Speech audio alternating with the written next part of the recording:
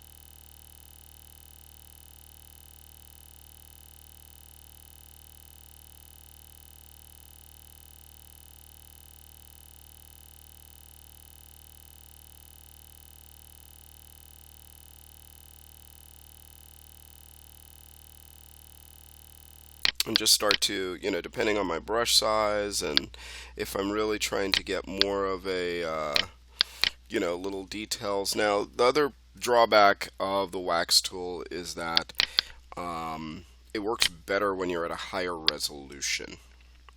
So if I added some subdivisions, I'm running on a very strong computer, it actually works out pretty well. I could still use it. Remember, the scale of the brush and the pressure is relative, so I do one, I probably want to increase the other, or decrease the other. So I'm just going to add a little bit of definition in there. And the cool thing is I can always smooth it out a little bit.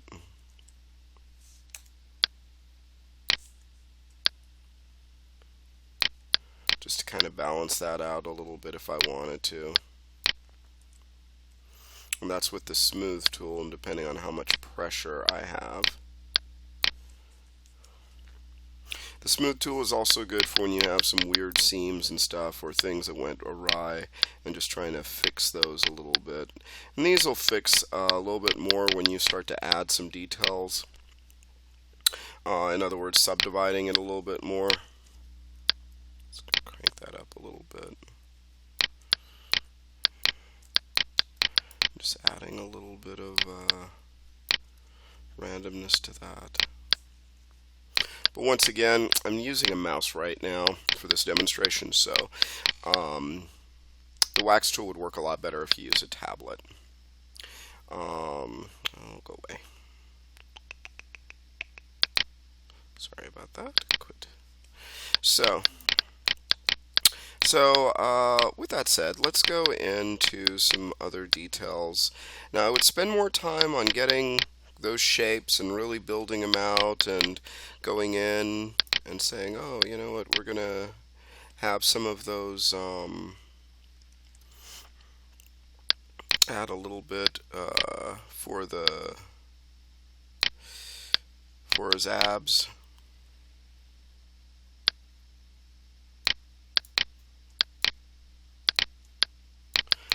And then when I subdivide it and kind of tweak that out a little bit, that's going to make it a little bit more. I'm just kind of going in with where his muscles might start to show.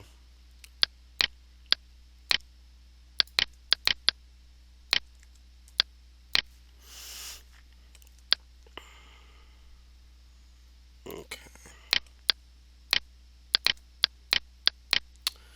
I'm going to bring this out because I want to bulk out those arms a little bit more.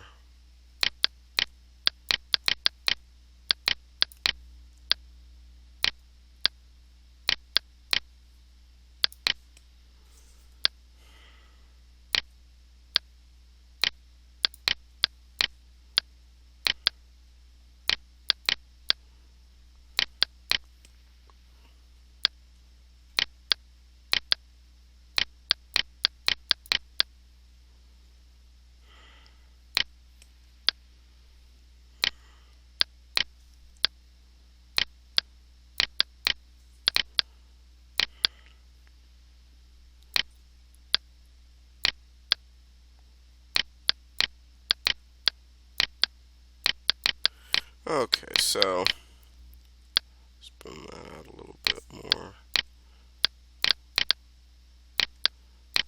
Don't forget the interior.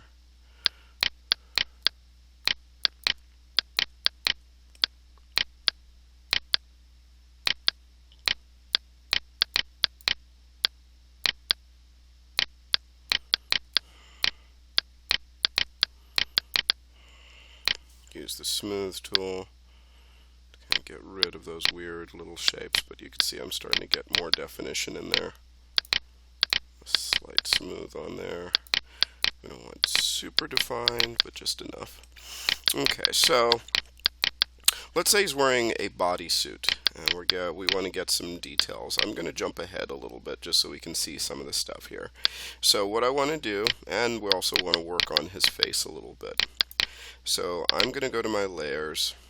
I'm going to add a new layer for so we can see the extra details. And I'm going to hit Shift D. I'm going to bring this up to a level 4. And what this will do is this allows me to get, you'll see a lot more of a cleaner edge and line detail on there.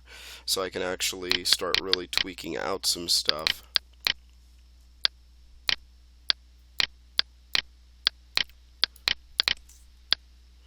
Just tucking that in a little bit so we can see the pecs pop out a lot more.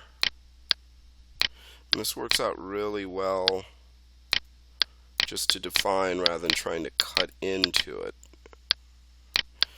And you see I can get a nice much cleaner line off of that, and as I scale this up or down, I can start to tweak things out a little bit into the pecs.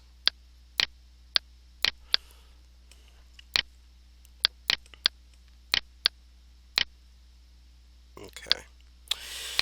So I want to make it so that he has a like this super suit, and it's like skin tight, and then we'll add all these details. That's why I'm not emphasizing too much on the muscles. The muscles, yeah, that's it.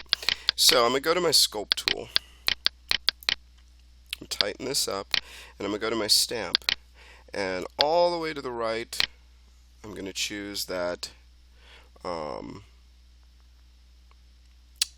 edge tool, this one right here. And this one's a really great tool, and I may have to tweak it out. Right, so I'm going to hit reset so you can see. Let's just use the stamp tool, this guy. I'm going to make sure mirror is set to X. I'm going to turn off stamp spacing, and I'm going to shrink this brush down a bit. Now, when I start drawing from this, check that out.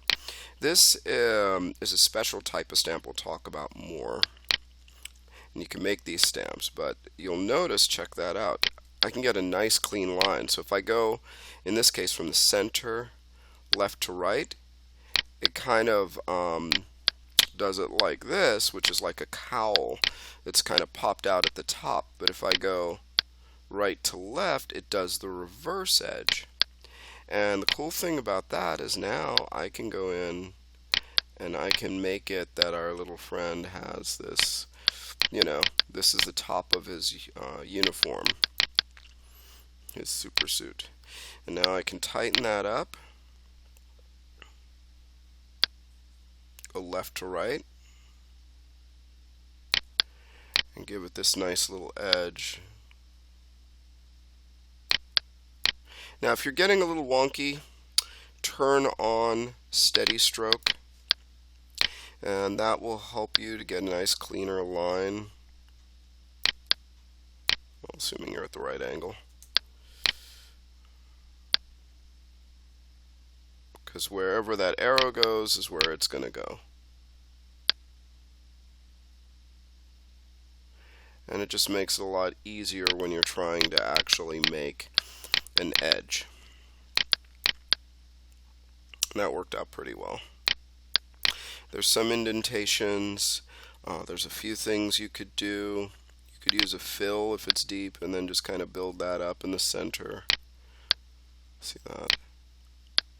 And it takes the lowest point and starts to blend that out a little bit.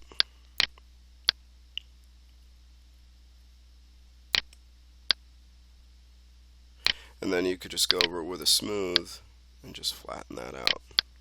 So that's a nice little technique which will just help you so that it's not quite as dipped in because of those edges, the way they're pulling on it. But that's kind of nice because then it actually shows like, oh, like how this is fitting onto him. Has a nice little thing here. We could do that for the arms and for different parts. Sometimes, a lot of times they're doing this big sort of body armor thing. And the way you would do that, it might not be high enough, but let's see if this is enough to subdivisions. So I can use my knife tool. Now by default, the knife tool is going to be really, ouch. That's more than just a seam. And you can see it's cutting really deep and like way too deep. So it's at a 3.47, so I'm going to cut that pressure down. I don't want it that deep. And if I start and cut, that's actually better. Now you'll also notice that it's going chop, chop, chop, chop, chop. And if I turn down my stamp spacing, that's a lot better. It's also doing this because of the resolution. If I turn off stamp spacing, it works better, but once again, now I really have to cut down that pressure because it's just way, way too much. And that's still a lot. My goodness. Turn it down even more, like super low. Now you'll notice, wow, that's still pretty deep, pretty sharp. Maybe I'll turn this on, but just cut it really low. Now if I do that, you'll notice it's doing that, but now I have to crank it up a little bit. It's not bad. So if I have something like this, let's say this is basically like seams of how it fits. Goes in like that. But that doesn't look too cool. What I have to do is use the pinch tool. And as I use the pinch tool, now I can really tighten that up a lot more. You see that? And if it's like right in the center, check that out. Now I've got a nice clean seam there. I just go right there. Once again, if I turn down stamp spacing,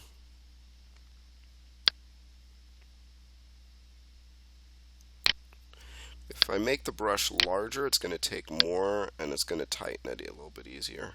See that? Now right here we have some issues because it's actually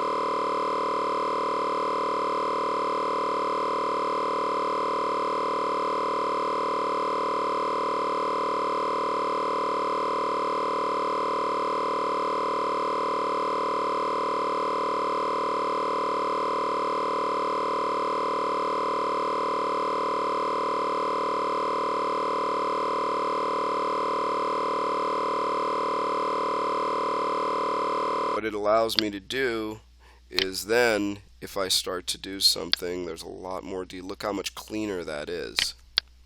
And it also cleaned up these other ones.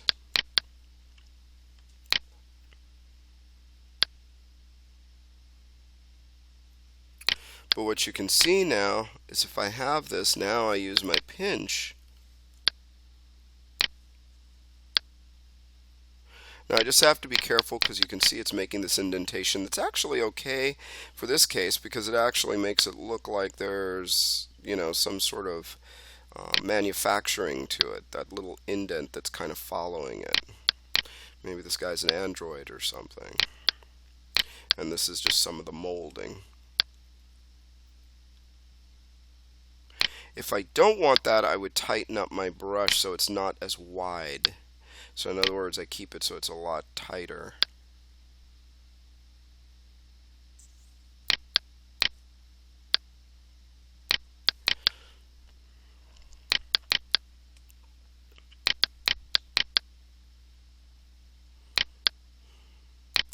But the cool part of this is just this technique allows me to go in and just add some interesting details, and that one's still pretty high. I'm going to turn that down.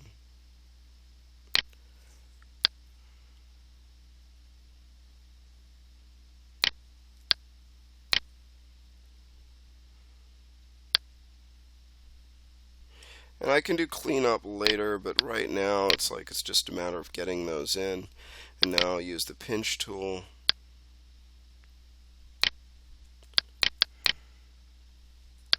Remember, its scale does affect it.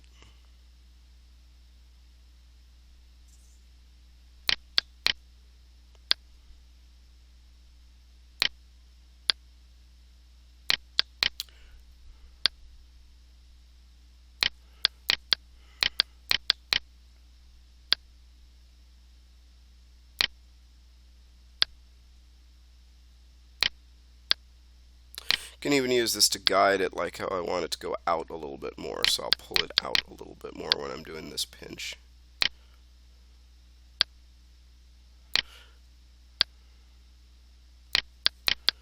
That looks kind of neat.